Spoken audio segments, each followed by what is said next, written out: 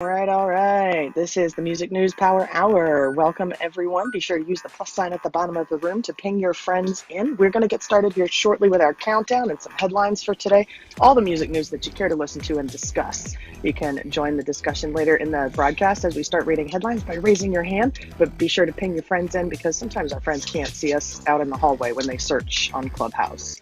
Welcome to everyone in the room. Welcome to Android users on the platform, and we want to say hi to everybody on stream. You can join us on video stream by going to our website and checking out our stream where you can watch us in real time. That's musicindustrycity.com. Check us out. Hi, Angela. How are you? Hello. Oh, yeah, excellent. It's great to be here. I was having FOMO as I missed the Music News Power Hour myself, so it's great to be back. It's great to see everyone. I can't wait to get started. It was, it's nice to get away, but it's nice to come home. So, it's nice both ways. So, excellent to be back. I love it. I'm looking forward to some headlines, and I wanted to say that I got a chance to meet up with a Clubhouse buddy IRL in real life while I was on my trip. So don't discredit Clubhouse. It's great, right? Here we go. We're starting our countdown, and we're going to begin our broadcast.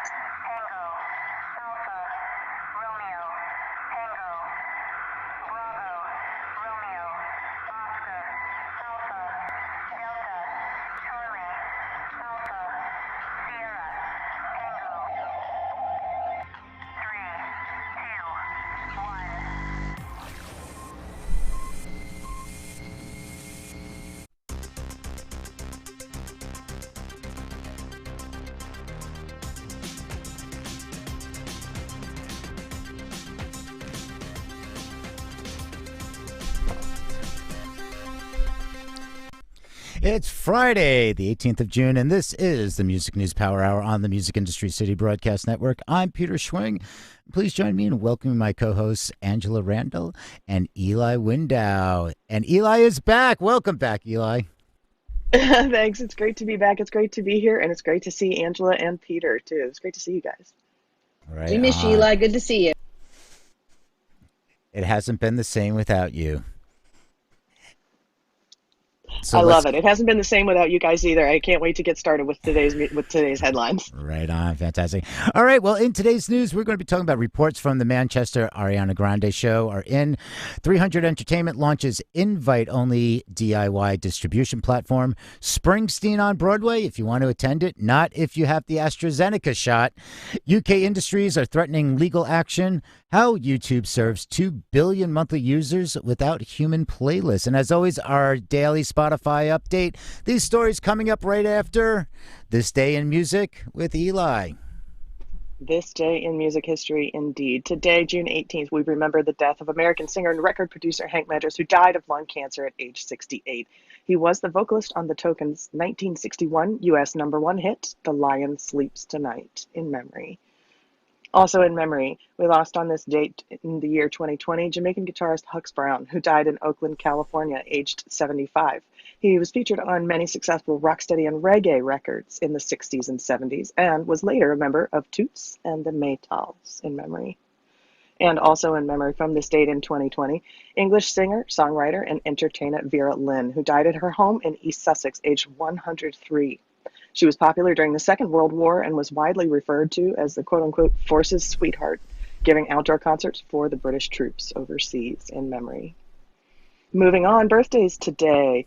Born this date, June 18th, 1942, Sir James Paul McCartney. You may know this guy from the Beatles and Wings. The most successful rock composer of all time, Paul McCartney first met John Lennon on July 6, 1957, who was impressed that Paul could tune his own guitar. Happy birthday on this date. It is Sir Paul McCartney's birthday. And another birthday today, born this day, 1953, Jerome Smith, guitarist with American disco and funk group Casey and the Sunshine Band. Another birthday today from 1961, English singer-songwriter Alison Moyet. And born this date, 1971, Nathan Morris from American R&B vocal group Boyz II Men. Wow, a lot of birthdays. What a great day for a birthday. Also born this day, 1976, American country music singer and television personality Blake Shelton. You may enjoy his reality TV shows. And born this date, 1988, Josh Dunn, American drummer for the musical duo 21 Pilots. Happy birthday all around today. Moving on to this day in history, on this date, 1948, Columbia Records started the first mass production of the 33 RPM long player. The new format could contain a maximum of 23 minutes of music per side versus the 3 minutes that could be squeezed onto a 78 RPM disc. Revolutionary. Also on this date, 1993, A&M Records chairman Jerry Moss and vice chairman Herb Alpert announced they were leaving the company they founded more than 30 years earlier. They had sold A&M in 1990 to Polygram for $500 million US. Moss and Alpert started the label in the garage of Alpert's Los Angeles home in 1962, and the label was the home to such acts as The Police, Bryan Adams, Joan Baez, Flying Burrito Brothers, The Carpenters, Joe Cocker, Supertramp, and of course Herb Alpert and the Tijuana Brass. Amazing day in history, and that wraps us up for this day in history. Over to you, Peter. Yeah, I mean, happy birthday, Paul McCartney. I mean, without Kanye West, he would never have become the star that he is today. It's the truth, and thank goodness that Kanye made Paul McCartney who he is. All right. Thanks. Great to have you back. All right. This is where we summarize the most essential news in the fast paced music industry. And I also like to thank everyone who is viewing the show in AltSpace VR and on our video live stream. To set the stage for the roundtable conversation, we begin by reading key sections of media pieces. If you'd like to provide commentary on one of today's topics, please raise your hand during the reading. And to stay up to date on this and other programming, follow the Music Industry City group by tapping the greenhouse at the top. And you can register for free at musicindustrycity.com to obtain access to exclusive content. Also, remember to follow our Green Button co-hosts and commentators as they take the stage. And now let's get to it.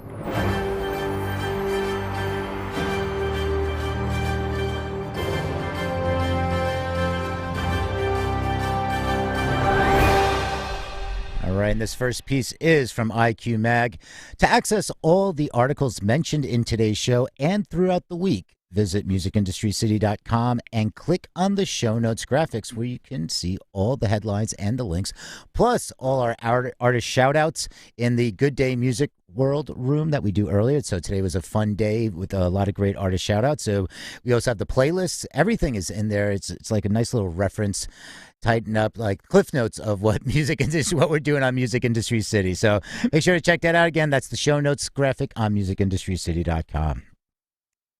All right, Manchester Arena attack. The inquiry publishes first report. Article starts off, after the initial inquiry praised police, staff, and security, a new report identifies several missed opportunities it claims could have prevented the attack. There were multiple, quote, missed opportunities to prevent or minimize the impact of the Manchester Arena bombing May 2017. The public investigation into the attack has found.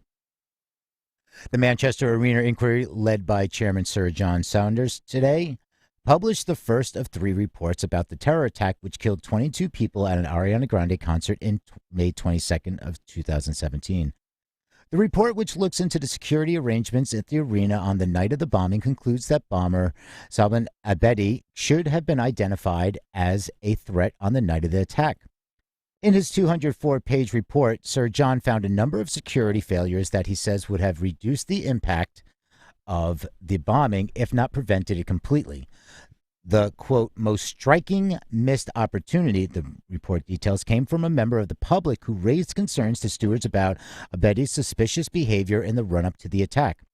Although the stewards, Mohammed Aga and Kyle Lawler, took steps to investigate the man's concerns, with Lawler stating that he thought, quote, there was something wrong with Abedi's behavior and trying to get through his superior on the radio, his efforts were inadequate, says Sir John. While approached by a steward or BTP officer may have been caused Abedi to detonate his vice, quote, it is likely that fewer people would have been killed than were on that day.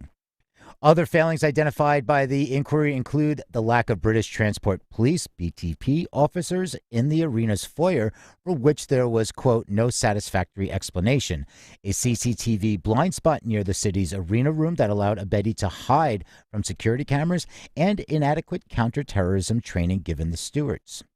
Sir John additionally found that after the Paris attack of November 17th, the arena's operator SMG should have, quote, sought to push the security perimeter out beyond the city room to make hostile reconnaissance of the arena more difficult for abetting. So it goes on more, and there's a lot more points in here. If you want to check that out, you can go over to the Music News Power Hour links, the show notes. I have to fix something. I have a little glitch here, don't I, in the video feed? So apologies. I just want to fix that as we were as the audience was staring at the wrong screen. And let me start that broadcast again. All right. So this should work now. Good to go. All right. Sorry for that. And we're back to the news. So thanks everybody for that. Yeah, All right. this is big news over here, Mhm. Peter. Sorry, I just wanted to chime in because it's definitely something that they're looking into, and hopefully, I think the hope is that for live events promoters, especially whether it's sport or music, are going to be looking into how to revitalize and how to change things going forward following COVID, because it's just an opportunity for them to step it up and make sure nothing like this happens again. These precautions. I'll use as an example. I'm working with this. I'm on a steering committee for this. It's for a run. It's for an ultra marathon, and they're talking about all these things. And I keep bringing up safety, and I keep bringing up safety, and I saying I'm not trying to be Debbie Downer here. I'm not trying to like instill fear. But what I'm saying is you have to plan for the worst case scenario.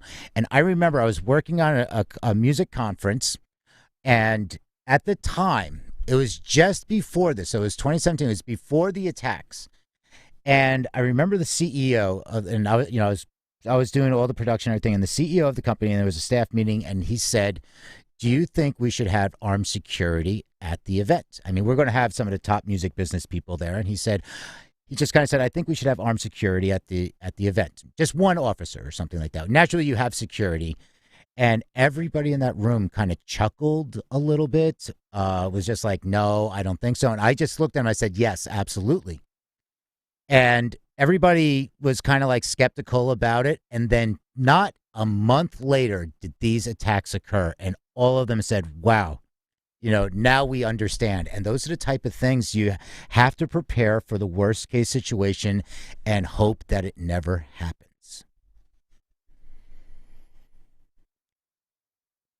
Yeah, for sure. And I think it's also important to mention, I've been to a lot of events here, obviously music and sport events.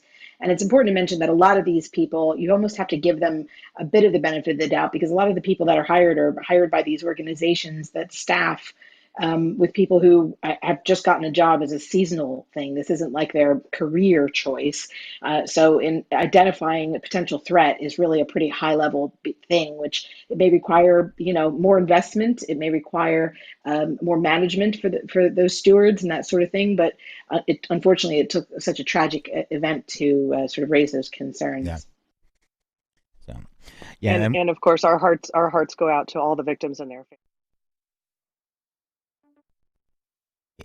Sometimes it is these tragedies. I mean, we look at the Rhode Island, the great white show with the fire. We've seen things like that happen in the past, and it's a reminder to not to stay on top of security, risk management, and health and safety. I mean, it's people. It seems like there's a period of time of complacency. And sometimes these reminders, as terrible as they are something that bring people back into the fact of like, yeah, we need to double check our security protocols. We need to check fire. We need to check everything and make sure, hopefully there, the venues, and there's plenty of venues that are on top of this and doing their best. So, yeah.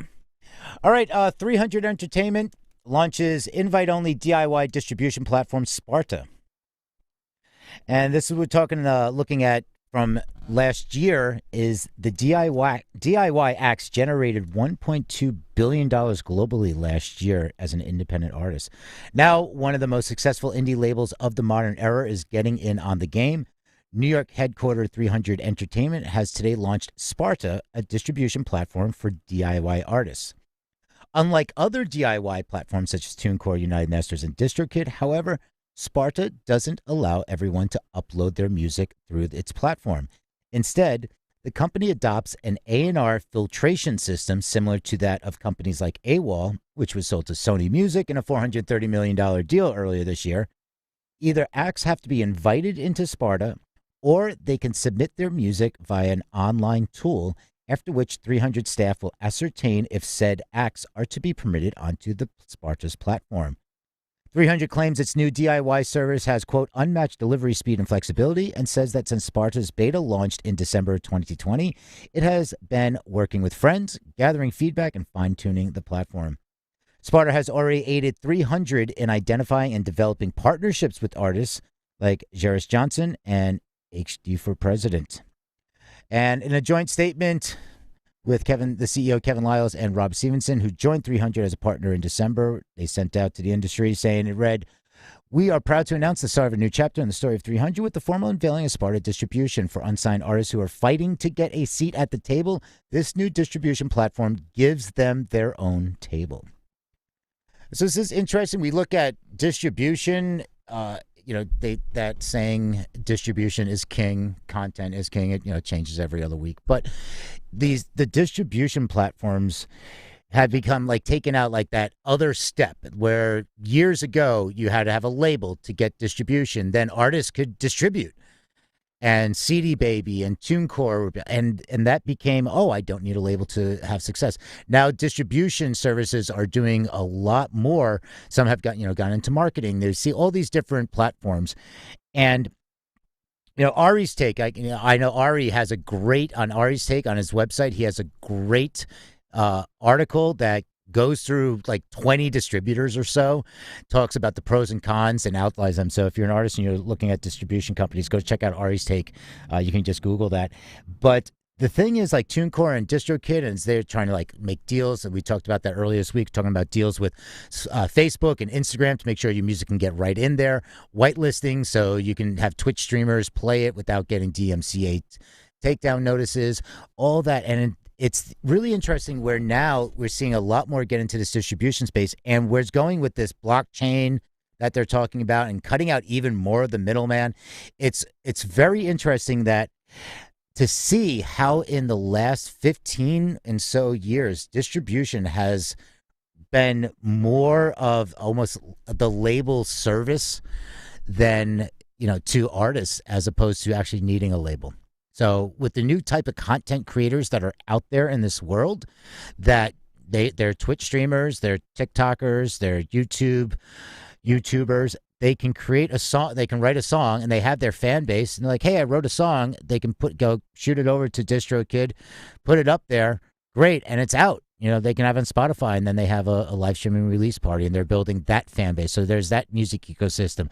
But with Sparta, what I like is that it's not another platform just for the masses. It is curated in that sense. So, and I'm sure Sparta talk about deals and talking about in partnerships. So I think this would be really interesting. On top of that, 300 was the first company that was tied in with Twitter Analytics and the pushing music on Twitter, using that for the artists. So they've always been ahead of the curve. Moving on, Juneteenth is now a federal holiday, and as President Biden signs the Juneteenth National Independence Day Act in the East Room, he did that on Thursday. So he signed the bill to recognize the celebration to commemorate the end of slavery in the United States as a federal holiday. Federal employees will observe the holiday for the first time today. So there's been talk about, what kind is it, are all what kind of companies are going to be able to give the holiday. It's like they're looking at, it's like, another day off. So this is, things about finance, but this is fantastic that they are, have done this. And, Vice President Harris says throughout history, Juneteenth has been known by many names: Jubilee Day, Freedom Day, Liberation Day, Emancipation Day, and today a national holiday. So this is fantastic. And why I wanted to tie this in to the next article, which is from Hypebot, which is actually not loading on my screen right now. Hey, Hypebot, Bruce, you there? Well, Bueller, anybody? I'm Bruce. All right, so let me. I can recap it for you. It's really simple. we like Bandcamp. Bandcamp does a lot of great work for artists with, the Bandcamp Fridays, where once a month, and they started last year, and they continued it that once a month on Friday. They would go. All proceeds go directly to the artist. They will not take a cut. What they are doing for today is the cut they would normally take is they are donating to the NAACP. So hats off to Bandcamp for once again, doing good. I just like saying they just do good. I like them for that. So thank you. All right. Let's kick over to Springsteen on Broadway is off limits to fans vaccinated with AstraZeneca. All right. Well, if you are international, European, Canadian, this one is not for you. You're not going to be able to attend. So the show requires proof of an FDA-approved vaccine, and AstraZeneca is still awaiting emergency authorization use in the U.S. As the world slouches towards normalcy, seemingly small decisions about COVID-19 protocols are having surprising impacts on people's lives. As the last example, Bruce Springsteen's upcoming revival of his Tony Award-winning show, Springsteen on Broadway, has announced that audience members must have received an FDA-approved vaccine, which makes it off limits to people in other countries who got the AstraZeneca stab. So far, the U.S. Food Drug Administration has provided emergency use authorizations, EUAs, for 3 vaccines, Moderna, Pfizer, and Johnson & Johnson. AstraZeneca has sought an EUA, but in April, the FDA asked for more data amid evidence that the vaccine was linked to rare occurrence of blood clots. A similar issue led to an 11-day pause on the Johnson & Johnson vaccine, which, like AZ, uses a different type of technology. The J&J jab was quickly reinstated after the FDA found the clot risk to be extremely low. Currently, AstraZeneca is widely used in Canada, Australia, Indonesia, and much of Brazil. And much of Europe. There is still a chance, perhaps even a good chance, that it will receive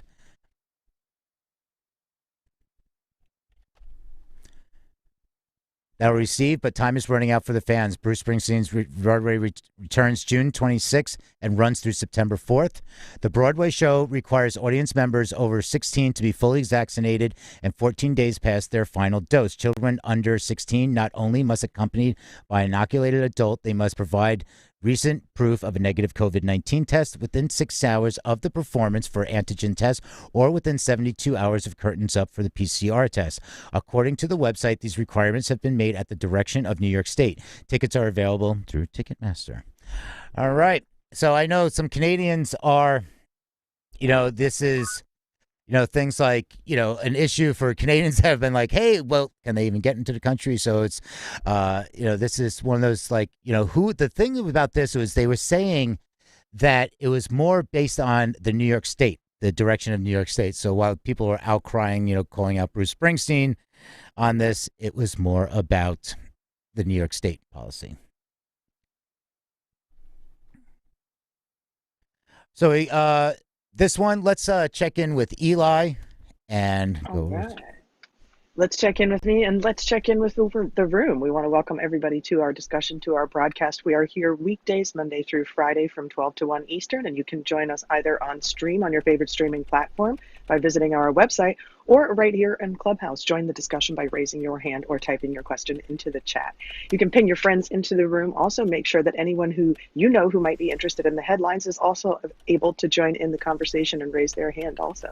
You can visit our website to get more information about today's headlines or to follow along in real time at home if you would like to read along with us. Make sure that you tap the green house icon at the top of the room to join the club, Music Industry City, where you can get lots of updates and lots of fabulous and necessary information about the biz.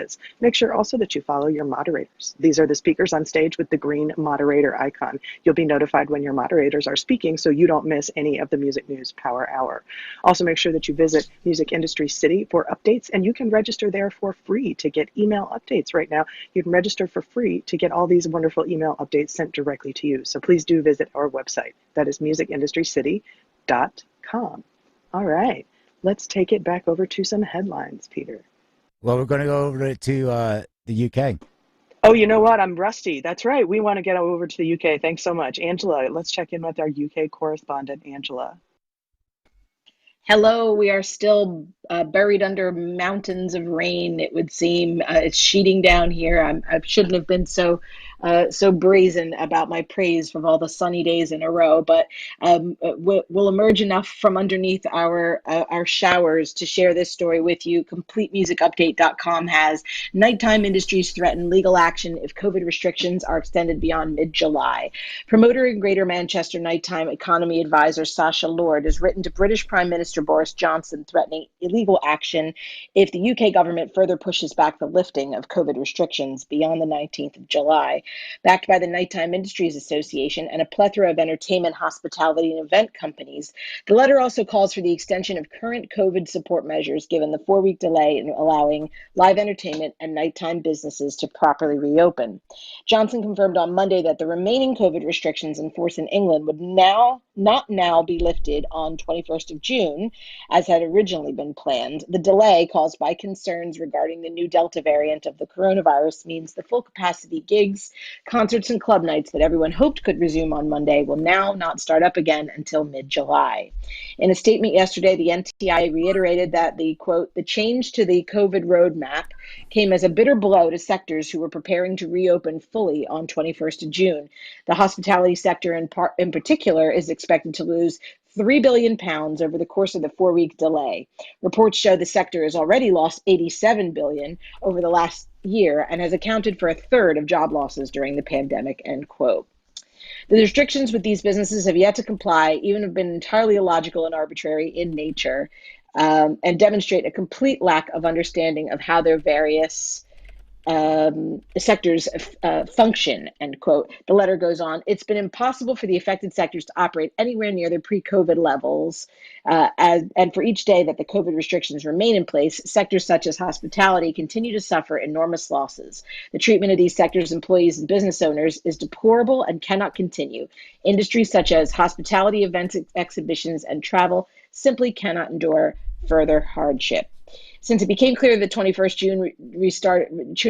of June restart date would be pushed back, reps for the live entertainment and nighttime sectors have been calling for planned reductions of COVID support due to begin on the 1st of July to also be postponed. Rules introduced early in the pandemic that provide protections to commercial tenants who are behind on rent payments, which were also due to expire at the end of this month, have now been extended through to March 2022. However, plans to reduce the financial support provided by government on the 1st of July have not yet been pushed back. It goes on a bit to indicate some of the responses that have been given, and the 10 p.m. curfew that was enforced for a time would now be considered again because the 10% increase in furlough contributions and other relief rates for hospitality have dropped. It may present even bigger losses, so there might have to be additional financial support provided. I highly suggest checking out the quotes by NTIA boss Michael Kill, who's a friend of this show, of course, regularly providing details for me to bring you about how they're all feeling about it. And I can just say that from this side, as you know, as everything else is starting to open up around the world, especially in the US, we're just sort of feeling a bit left behind and want to get back to trying to enjoy our summer and see the light at the end of the tunnel now that vaccines are really ramping up. So watch the space for more information, and it's hopeful that we'll see some changes coming from the government to make things better for the industry shortly. Back to you, Peter. Right on. Thank you for that. And, if somebody wants, if you want to comment on any of the articles, I know somebody just raised their hand. I accidentally hit the dismiss button. So if that was you and you wanted to comment on this topic, please raise your hand again. If not, we are going to continue this conversation on the UK because this, Angela, they talk about, earlier this week when they said, okay, it's going to be, 4 more weeks. And there's outrage, and you hear this. We're going to have open up.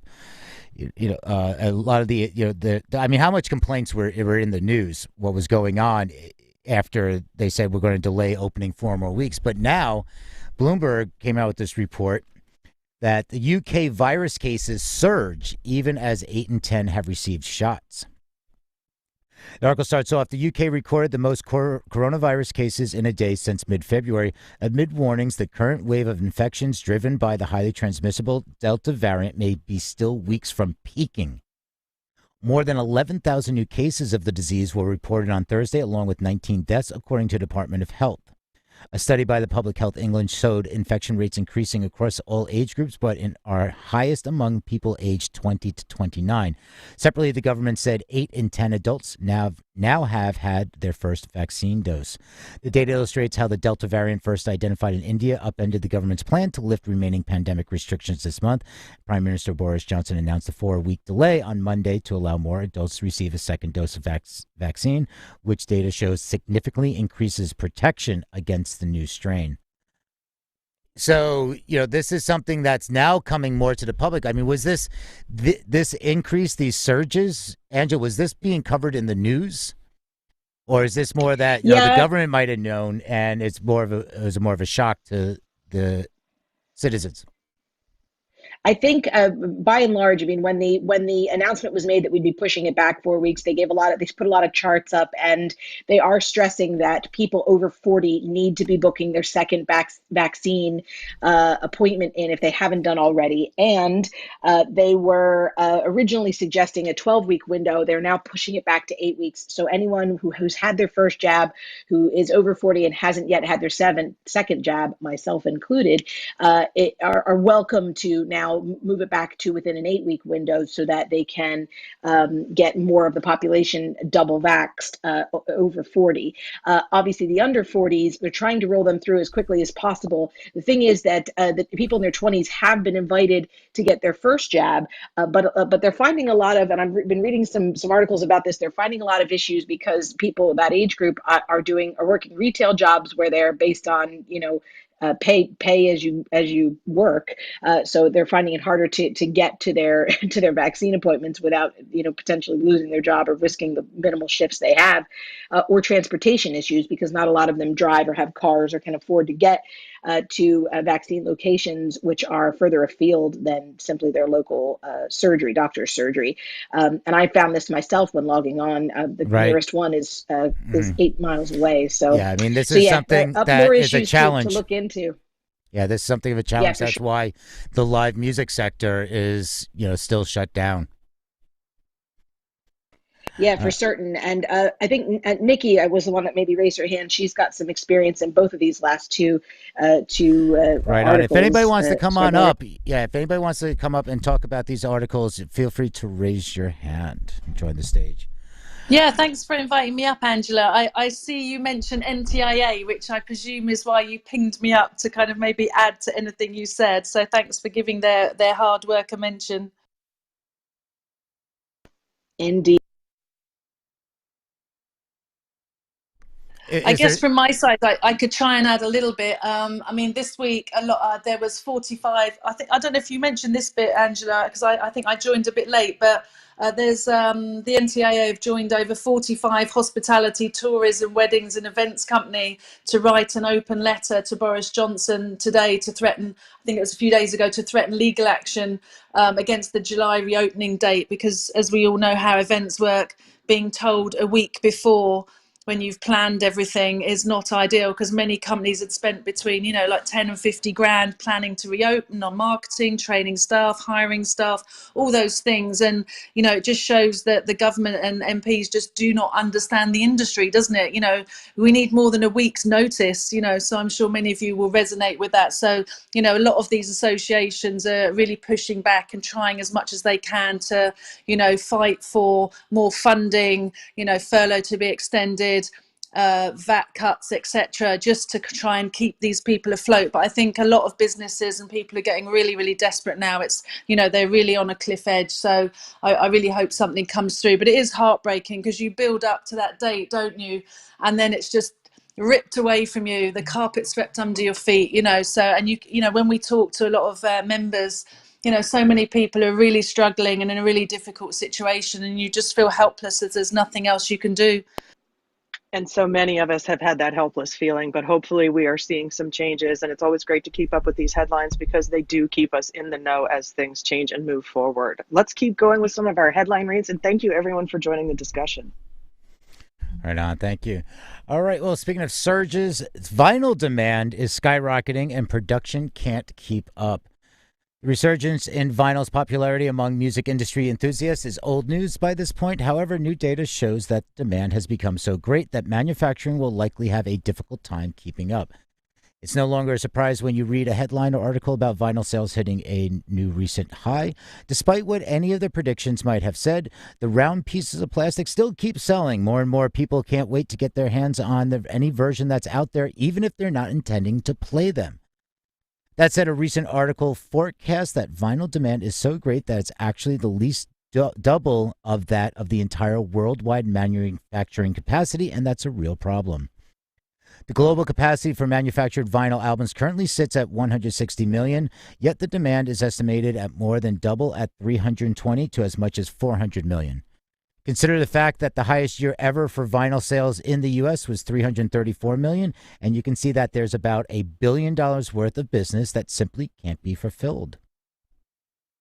Back in the good old days of vinyl pressing, the wait time for manufacturing was 2 to 3 months. Now it can be anywhere from 10 to 12 months. Like many other industries, the vinyl pressing business has been impacted by delays in just about every place in the supply chain. From lacquer masters to the PVC pellets that become the actual discs to the printers that make up the sleeves and jackets, everything is running behind.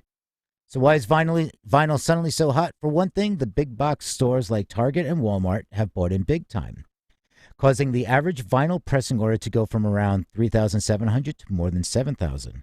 That's caused a strain on the entire supply chain that can't be resolved overnight. It's also caused the average price of an album to increase from $21.71, where it's held steady since 2011, to $27.11 in 2020. Another major reason was the fact that the pandemic caused so many plants to temporarily close and then resume operations with the reduced staff to honor social distancing rules, which then caused a reduced output. At the same time, interest in vinyl ramped up. Yet another cause for delays is the recent demand for different colored vinyl, which slows down the manufacturing as the stampers must be cleaned after use. So, vinyl, and the thing is, after the decline of vinyl, so many of these manufacturing plants went out of business. And now that's coming back, a few, added to their existing plant. But it's expensive to run a vinyl manufacturing plant and facility, and the real estate. You need a big place to take care of this. And, is the demand going to continue? This was an off random year. Every statistic needs to have an asterisk after it for 2020 and 2021.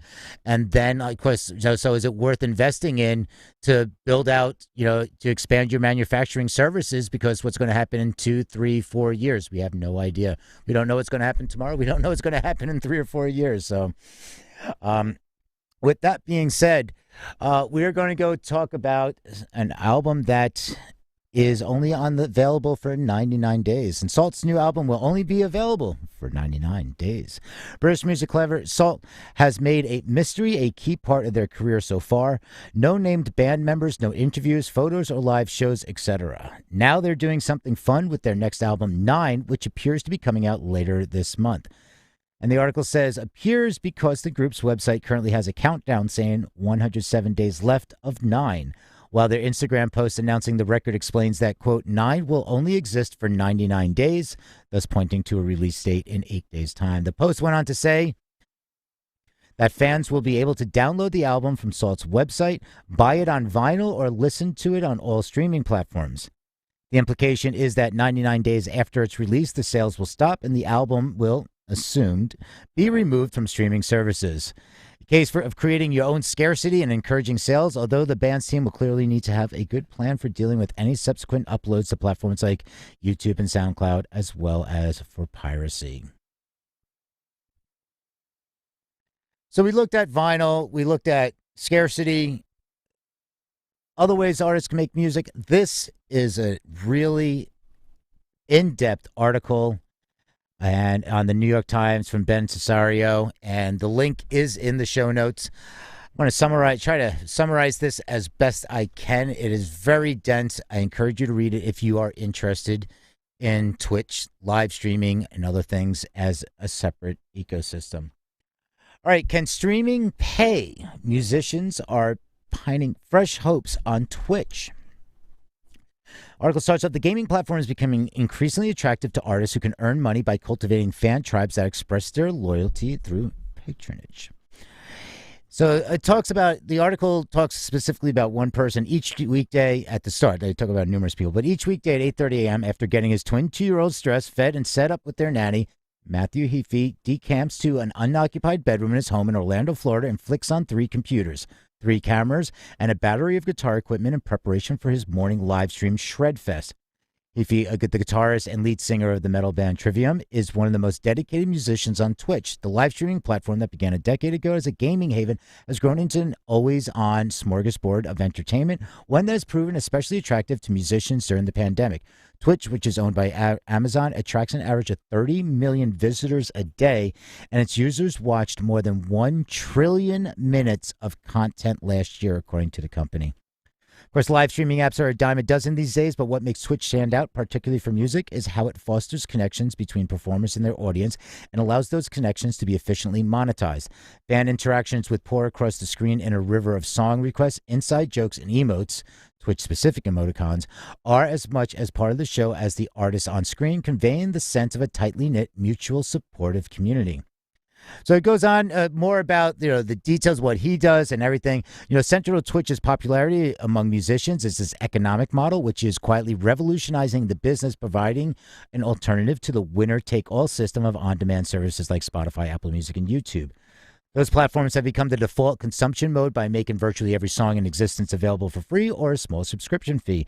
As a technological feat and a consumer offering, they are nearly miraculous. But as revenue-sharing systems, they have come under fire from critics who accuse them of devaluing music to a point where only superstars can make a living wage from recordings.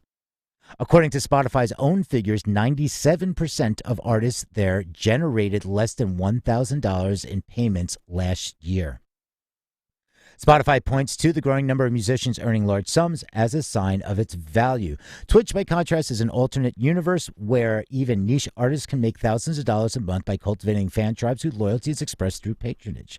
With its interactive chat threads and internal economy of channel subscriptions and bits, which are donations, Twitch would seem to fulfill the long hype but elusive promise of creative commerce on the internet. Yet the platform may work well for only some kinds of artists. It is enormously labor-intensive, its relationship with rights holders is strained, and though it got a boost during the pandemic, Twitch may soon face a reckoning once artists and their fans emerge from their cocoons and return to in-person events.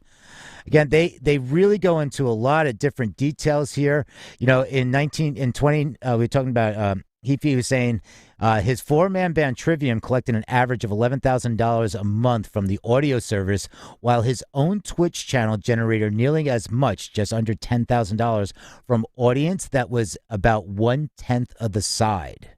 So there's more details. It talks about that. I mean, of course, we hear about the great stories of the people on Twitch, and we always hear about the great stories, but these are those opportunities. And if anybody here in the audience is on Twitch or is working with an artist on Twitch or has any thoughts about this, feel free to raise your hand. I'd like to keep this open going into more of the roundtable discussion, as we only have just a few articles left for the day.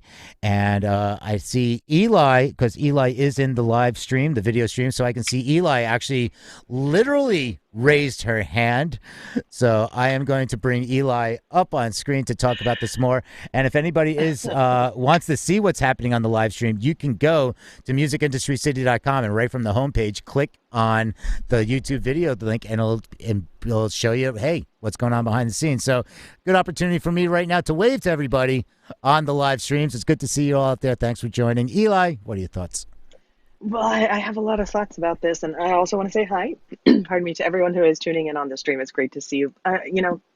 Twitch is an interesting platform that I initially discredited because I thought perhaps I was too old to enjoy the content on Twitch. And when I got on Twitch, I was really astonished by what I found there. It can be a great opportunity for artists, but we know that it is coming under fire, and it is in the headlines quite a bit, but for good reasons and for crazy reasons at the same time. I personally work with some artists who are on Twitch and have been on Twitch, and they have a wonderful community. That's something that I really wanted to say is part of the Twitch user experience, is the Twitch community. There are basic unwritten, I guess, etiquette rules of how to behave and chat on Twitch. There are platform specific emoticons we mentioned, the emotes. There are bits and subscriptions, and then there are also tips. And so the sense of community is key to Twitch, and the users make friends with one another and see one another almost like a party, but also key to the Twitch experience, key to the Twitch streaming experience rather. is the varying ways that users can contribute, support, and help to, I guess, patronize this artist as someone that they want to see grow. So if anyone has experiences with this, I think it's a very exciting platform. It does have a lot of opportunities. If you haven't checked it out, it's definitely worth a checkout. It's worth a few days of your time to check it out and look at it, especially if you're an artist interested in streaming. It's a good way to get your feet wet streaming. But if anyone else has comments, I would love to hear your comments about it as well. And the thing about Twitch is just turn on the webcam and go. It's simple. It's simple. Twitch has its own streaming interface, and as well as the you can use OBS free. You can get Streamlabs OBS. There's a lot of different platforms you can learn it, but just being able to start. And here's the thing for any artist that's intimidated by it, it's like, well, I have to make sure it's perfect. Here's the thing with Twitch: when you start streaming, nobody's going to see you. It's like nobody. When you start streaming, Twitch isn't some magic algorithm that all of a sudden you start streaming and there you are, and everybody's going to tune in. So go ahead, start streaming, get used to it, and for the one person that might see you in the stream, go for it and do this for it. But the other thing is the key point that was also made is now that everything's opening up is listening habits. And we see that on Clubhouse. We see that on all these platforms where months ago it was just a sea of people, but now that people are going back to work, consumer habits changing, times are changing, when they're available, how much passive or active involvement in a stream. I mean, the Twitch community is a lot of active involvement. That's what's great about the community, and I really enjoy. But it's also it could be a passive listening experience. Audio only apps, like podcasts. That's podcasts because it's more of a passive listening, whereas Twitch, it's sometimes more active, and that's where it really gets engaged, and that's where you get the tips, the bits. And I watch what was it called? I can't remember the band. Sorry, they make $800 in tips every time they go on. You can pay money and they'll do a live learn. They do cover songs. They also have their original band of music, and they'll do live learn. So you pay them like $50. They'll do a live learn for you right there. And their production is amazing, and it's a lot of fun. They make $800 in tips for maybe like in a 3 to 4 hours, but they also get subscribers, $4.99 a month, $15.99 a month. So they have thousands of subscribers. They make a lot of money. Did it take them a while to get there? Yes. Were they doing stuff on YouTube? Yes. But there are streamers, and I just witnessed one that she's been streaming since April, and she does some cover songs, and she does some of her originals. 10 people in the stream, 30 people in the stream, 7 people in the stream. And this goes back to about a year ago. She now just hit a million viewers on a stream. Not on a single stream, but a million viewers in this, like, for all her streams. She's now getting pushed up into Twitch. She now has subscribers. She now has hundreds of people, and even at times thousands of people, like, or 1,200, 2,000, 3,000 people tuning into her stream. That's all she does. She sits in a room, and she has a guitar, and she has a keyboard. You never know what's going to work. Anybody have experience with this? I was thinking I might start DJing all of the white label songs that we're allowed to play on Twitch without getting any strikes against us. I mean, could you imagine the channel? I would just be playing songs and maybe discovering new music, and it would all be allowed. And who knows? Maybe I'll have subscribers, and it would encourage people to use those songs on other channels. I've seen DJs get a $100 tip. They play for like 3 hours, and DJs just practice. That's all it is. You're not working. You're always practicing. You're testing out new music. That's what you do on the live stream, and people are tipping. And I saw it's like go across the screen. There's a $100 tip. I'm like, that $100 is what an upcoming DJ is lucky to make in New York City, playing for a bar for 4 hours, 4 to 6 hours at a bar with hundreds of people coming in, spending lots of money on booze, and they're getting paid $75 to $100. That person just got a tip for $100. Right, and they're doing that from home and in the comfort of home and in their socks with their spouse or older teenage child watching their younger children in the next room so that they can be there and available. And so this is a revolutionary way of looking at it. And I love that you mentioned the $100 tip. One of my favorite experiences through the platform was I saw users trying to outdo each other. I mentioned that there's a strong sense of community, and I loved watching one person say, "Well, I just tipped the performers $5," and another user said, "Well, I just tipped them 10." And someone else, "Well, I just tipped them 25." And someone else, it just kept going and kept going. And finally, someone did throw down $300 as a tip, and nobody could top that. That's where it stopped. That was where the tipping stopped. But I love that you mentioned that. The gi- It's yeah, a great the point. gifting of subscriptions is awesome because then you get the hype train going, and there's gamification because it was built for gamers, and you can get a hype train going. And once the hype train gets going, everybody starts donating. Here's 200 bits, here's 500 bits, giving away.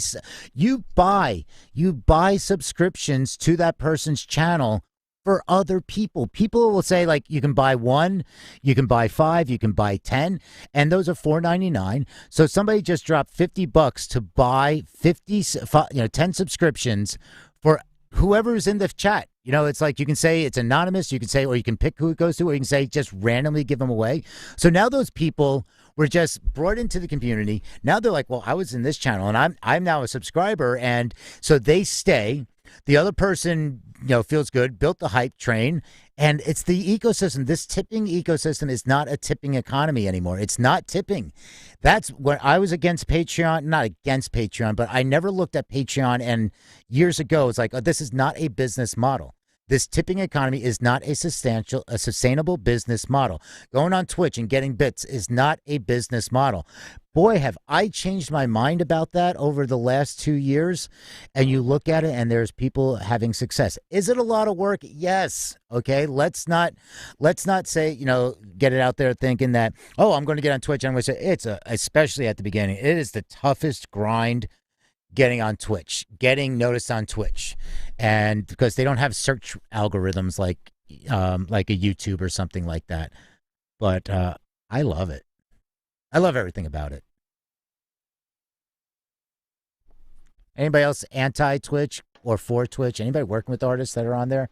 Feel free to I raise your love hand. Twitch. Check Yeah. everybody check it out. Yeah. I mean, you've heard me go on tirades about Twitch and the TMCA issues. Don't love Twitch for that, okay? Don't get me. I think everybody knows my opinion on Twitch not getting the proper licensings, but I love Twitch for what the front end offers, and the opportunities. Well, we're going to stick with social media and TikTok. This is from musically.com. And again, you can all check out these article headlines in the show notes at musicindustrycity.com, and just click on the show notes graphic. So TikTok says it helps 80% of its users discover new music. It's not just Twitch. Speaking of, it's not just Twitch that is commissioning research to show how marvelous it is for the music industry. TikTok is doing the same. Yesterday, it published the results of a study it conducted across the UK, France, Germany, Italy, and Spain about how its users interact with music. According to TikTok, 80% of them say, quote, they discover new music on the platform, and that is the number one place for music discovery, more than other digital platforms, streaming services, and friends. It added that 56% of that discovery is happening in its famous For You feed. Other data points from the research after listening to new music on TikTok: 47% add tracks to their favorites, 46% view the artist profiles, and 43% follow them on the app. Quote, our community often research, stream, and buy songs they hear while browsing the app, said its head of music operations, Paul Hurricane. Well, I want to tie this in. We're going into from Twitch to TikTok saying, hey, we're going to become the number one music discovery platform, and YouTube's going to probably say, hey, not so fast. The question here is how YouTube serves 2 billion monthly music users without human curated playlists. YouTube's executives reveal their algorithm curation method exclusively to Billboard. So this is in Billboard.com. From June 2020 to June 2021, YouTube paid more than $4 billion to the music industry, the company announced earlier this month. A much increased sum from the world's biggest video platform where product reviews, how-to videos, and vlogs share the spotlight with music. Rights holders have historically complained that YouTube hasn't been paying enough for its offering, but the 2020 payout was a notable jump from 2019 when YouTube paid over $3 billion to music rights holders, thanks in part to its powerful algorithms that surfaces the music each user desires. Unlike other streaming services, YouTube Music relies entirely on algorithms for its over 10,000 playlists, serving more than 2 billion monthly active users and 30 million subscribers to its music and premium offerings. But even without a single purely hand-curated playlist created by YouTube, the company says its human oversight of those algorithms, a concept the executives refer to as algatorial, a combination of algorithm and editorial, has allowed the company to maintain its position as the world's most used music platform despite increasing competition from Spotify, Apple, and Amazon. It goes into much more detail, but to summarize this, the algorithms run on the signals music fans are sending the service when they're listening to music. These can range from obvious actions like liking or disliking a track to skipping it to a passive signals like adding a song to their library or playlist and listening time. The algorithm ingests this information, adds it up to the formulate the individual options for each user, preferred playlists, related music, and albums they may like.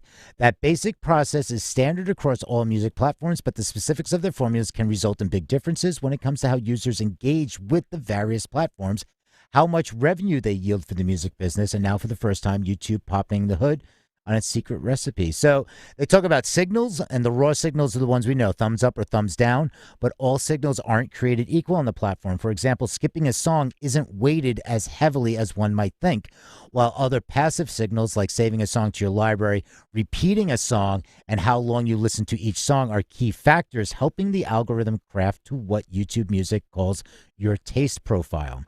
So then they go into deeper about these taste profiles and downplaying skipping songs. Skipping a song also doesn't hold as much weight for YouTube Music, which says executives say can be hard to decipher as the motivation behind the skip may have little to do with a user disliking a song. One behavior that they talk about is rage skipping, which is where you see someone just skip. So you think, oh, they're annoyed. They're clearly unhappy if they're doing that. Well, that turns out in talking to users, sometimes people do that because they want to hear what's on the playlist. If you were to take that as a negative signal, you might actually end up delivering believing something that was actually wrong. So it goes on to more imagining unexpected events and genre lines with the human touch. It's a very deep and interesting article. If these are the type of things that you study algorithms or you want to know how these algorithms work, because everybody talks about algorithms, and these applications, platforms, they don't have just one algorithm. There are multiple algorithms. With that being said, Big green dot. It's the spot. We move into our Spotify spot today where we look at digital technology and music. And before we do that, I do want to take just a quick moment and check in with our weather update. Heavy storms are continuing for many of our listening audience. And if it keeps on raining, the levee's going to break. Yes, good one. Over to you, Peter, for the Spotify spot. Oh, how long have you been waiting to say that one? At least 2 hours. Right on. All right, Spotify. That's the last article of the day. Spotify acquires Pods, a podcast discovery platform.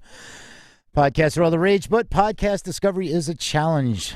Spotify announced its acquisition of Pods, a startup that's trying to solve the problem of podcast discovery. The company said, at Spotify, we are investing to build and scale the world's best and most personalized podcast discovery experience. We believe that Pod's technology would complement and accelerate Spotify's focused efforts to drive discovery, deliver listeners the right content at the right time, and accelerate growth of the category worldwide. Since podcasts are usually upwards of 30 minutes long, it's hard for listeners to browse new shows. Listening to an episode of a podcast isn't as easy as trying out a song by a new artist. So Pods developed what it's called, quote, the first audio newsfeed, presenting users with a 60-second clips from various shows. Podcasters often use apps like Headliner to create clips to promote on their social media accounts, and Pods follows the same idea, but instead of podcasters manually choosing how to promote their show, Pods chooses a clip using its machine language learning tool, which was trained on more than 100,000 hours of audio in consultation with journalists and audio editors. And just before its acquisition, Pods did raise a $2.5 million seed round. And, the acquisition marks yet another sign of Spotify's ambition to corner the podcasting market and audio entertainment in general. Earlier this week, Spotify debuted Green Room. Has anybody checked that one out yet? It's live audio clubhouse rival, and when it comes to driving revenue from podcast subscriptions, Spotify and Apple are neck and neck. In April, Apple announced its expansion into podcast subscriptions, and the following week, Spotify began rolling out its subscription platform after teasing it in February. Apple said it will take 30% of podcast revenue in the first year, which will drop to 15% in the second. On the other hand, Spotify's program won't take any cut from creators until 2023, when it will take 5%. Though podcast creators can quickly determine that it might prove more beneficial to surrender 5% of their subscription earnings than 30%, listeners will likely just flock to whatever app provides the best user experience. And if Spotify's investment in discovery pays off, it could pose trouble for Apple's longstanding dominance in the podcast market. That is it for the reads. We went a little long today. That's good. A little over. Any final thoughts, Eli, Angela? Yeah, I did want to just mention, I earlier today, I just made myself a note when we were talking about Spotify's new launch of Green Room. They have that creator fund that you can sign up for to be a creator. But I did want to mention that is only based in the U.S. I made a note of it when I tried to sign up myself this morning, and it denied me because I'm not based in the U.S. So if anybody's looking into that app and they want to participate, unfortunately, just U.S. based at the moment. That's a good thing to know. That's a detail that I think it's going to be important for a lot of users to know. And now they know before they try to sign up themselves. And hopefully that will change soon so that UK users and users all over the EU can join in as well. And I want to take just a moment and I want to say thank you so much for joining our broadcast today. We are the Music News Power Hour from the Music Industry City Broadcast Network. We are here each and every weekday, Monday through Friday from 12 to 1 Eastern. You can tune in not just right here on Clubhouse, but also on stream. Watch our videos as we go live on stream on your favorite streaming platform or by visiting our website. You can also read more about our headlines that we cover today and every day by visiting our website, where you can still register for free to get email updates with lots of content, both on and off Clubhouse. Be sure to tap the green house-shaped icon at the top of the room to join the club. Also be sure to follow your moderators, the speakers on the stage with the green moderator icon. But do visit our website, musicindustrycity.com, where you can still register for free. Peter, please tell us more about the content on musicindustrycity.com. There's just a lot to come. That's all I can say. There's a lot to come. I love it. There's a lot to come. We're building a library. We are building a library on Music Industry City. Yes, a public library in the city. Everybody go there. Yeah. Everybody go there. Make sure that you register for free on musicindustrycity.com. That's excellent, excellent. And thanks again for joining our discussion on behalf of myself, Eli Wendow, and on behalf of our UK correspondent, Angela Randall. Thanks for joining our discussion, and please join me in thanking my co-host and our producer, Peter Schwing of Music Industry City. Right on. All right, everybody. Thanks for joining in. We appreciate it. And thanks for everybody that is in that live stream feed and everybody else in AltSpace VR. Peace out, everybody. Have a great weekend. I'll see you next week. We will see you Monday. Have a great weekend, Cheerio. Everyone. It's so great to see you. Yeah, cheerio. It's great to be back. Cheerio. Cheerio, Andy. Have a great day. You too. Thanks, guys. Thanks.